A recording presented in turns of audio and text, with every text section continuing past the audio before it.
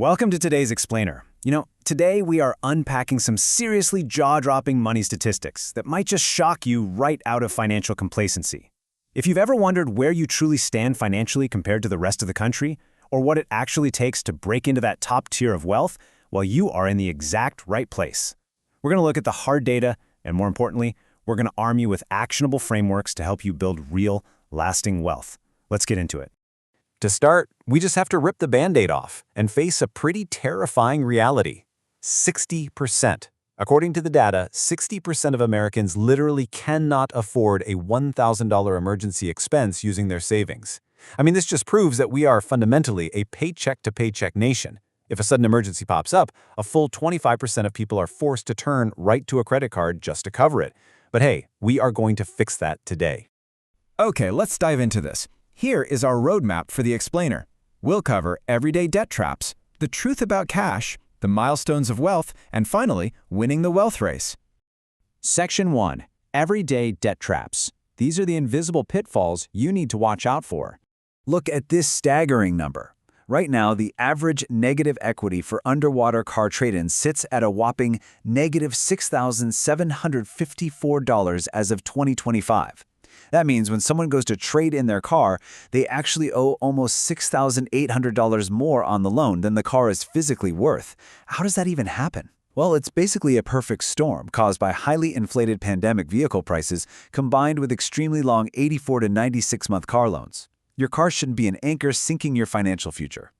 And this brilliantly illustrates exactly why you need a strict game plan like the famous 24-10 rule to avoid that trap entirely. If you're buying a car, put down at least 20%, pay it off in 4 years or less, and make absolutely sure your monthly payments do not exceed 10% of your gross monthly income. I have seen people whose car payments eat up 25 to 30% of their take-home pay, and they just treat it as normal. Sticking to these rules ensures your vehicle remains a mode of transportation, not a complete wealth killer. Speaking of wealth killers, let's talk about buy now, pay later debt. Now, you might think these installment plans are mostly for people who are strapped for cash, right? Actually, scratch that. Subverting all expectations, high-income households are actually the main adopters here. A massive 38% of those earning between $100,000 and $150,000 a year use buy now, pay later. The average user carries a $760 balance. Even though it's usually pitched as interest-free, it is a super dangerous gateway habit to overspending, mostly because you just don't feel the immediate pain of the purchase. Moving on to Section 2. The truth about cash. Where you keep it absolutely matters. On the surface, the median bank account balance overall in the US sits around $8,000. But pause for a second. Notice how income dramatically dictates this number across the board. If you earn $153,000 or more, that median jumps to nearly $34,000. The big takeaway here? Stop blindly comparing yourself to the national average.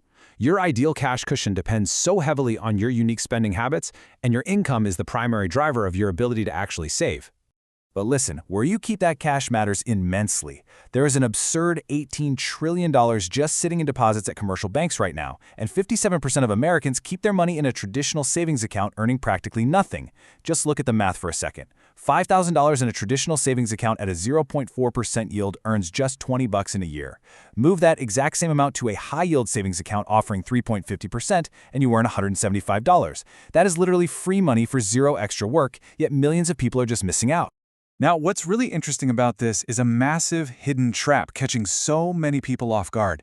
28% of people who roll over money from a 401k to an individual retirement account, or IRA, accidentally leave it entirely in cash. They just assume the institution automatically invests it for them. Newsflash, it doesn't. If you don't actively select an investment, like a broad market index fund, your retirement money just sits there, quietly losing its purchasing power to inflation year after year. All right, let's zoom out a bit for Section 3, Milestones of Wealth. We're looking at macro goals and reality. Let's talk about the classic American dream, buying a home.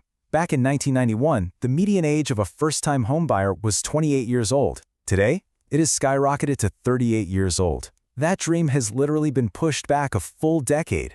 And why? Because housing affordability has simply gotten completely out of control. Today, the typical homebuyer needs to earn $112,131 salary just to afford the median price home. To put that into perspective, that is roughly $25 grand more than the typical household actually makes.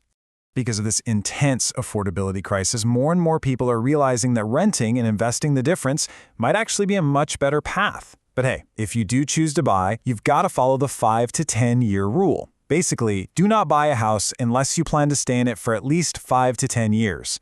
This time frame is absolutely essential to offset the massive hidden costs of ownership. We're talking ongoing maintenance, property taxes, insurance, the whole shebang, and to give the property time to actually appreciate in value.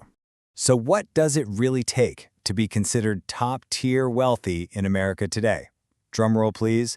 To officially enter the top 10% of Americans by net worth as of 2025, you need $1.06 million. It is a massive figure for sure.